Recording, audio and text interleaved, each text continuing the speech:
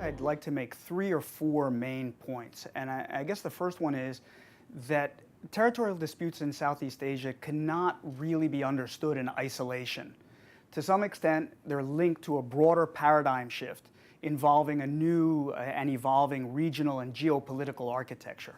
So let me try and develop that point first. We see in ASEAN a move toward greater economic integration. And indeed, there are plans to create an ASEAN economic community by the end of 2015. Whether or not this deadline will be kept is an open question, but still there is intense progress moving toward economic cooperation. At the same time, we see a degree of strategic competition involving certain members of ASEAN, the Philippines and Vietnam, particularly when we're talking about the South China Sea, and also Brunei and Malaysia. So we have a unique situation where economic cooperation, growing economic cooperation, is moving in tandem with a degree of strategic competition. The second point is we have, of course, China as a player in the Southeast China Sea, which is focusing all of our attention these days. And I'd just like to make a remark about China's behavior, so to speak. It's very consistent with that of other great powers, or emerging great powers, in terms of their desire to establish a strategic platform commensurate with their economic and military might. So China's actions, even if some people may take objection, are to some extent understandable. Finally, there's a legal framework that we can talk about. There is a treaty governing maritime claims and the exploitation of ocean resources, the UN Convention on the Law of the Sea, the negotiations of which were concluded in 1982 and it entered into force in 1994. Again, as I said, the Law of the Sea is an important document for regulating so-called maritime zones, territorial seas, exclusive economic zones, and so on. What it does not regulate is sovereignty over land territory.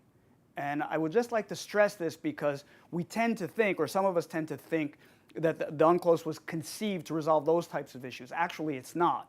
And indeed, China is saying that most of the issues in the South China Sea right now involve sovereign claims that are outside the scope of UNCLOS, whereas the Philippines is arguing certain aspects of the treaty which might help them to refine certain aspects concerning maritime zones and the like. So there is this mix of ASEAN integration, strategic competition, China's desire to have its great power status ratified, and an international law backdrop, which all need to be managed. And with regard to managing this situation, I would suggest the following: that the claimant parties exercise forbearance, that ASEAN, I haven't mentioned them since the beginning of this short talk, ASEAN should offer itself as a forum for discussion, which might be instrumental in creating a procedural modus vivendi that will allow the parties to diffuse these tensions. There is some precedent for this with the Declaration of Conduct that was signed in 2002, and there are now discussions about creating a code of conduct, but again, it will take a willingness on all of the parties on the part of all the parties concerned, and thus far, China has demonstrated a degree of reluctance. And finally, the third level is great power competition, that involving the US and China.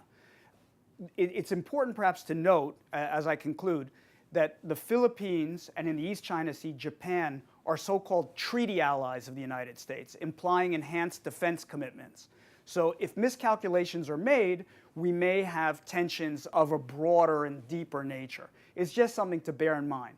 Can the tensions be managed? Yes, but it will take astute diplomacy, forbearance on the part of the claimants, ASEAN to use its constructive offices, and great powers also to work together to create this new paradigm or grammar in which China's legitimate rights are safeguarded and those of weaker countries indeed are also safeguarded.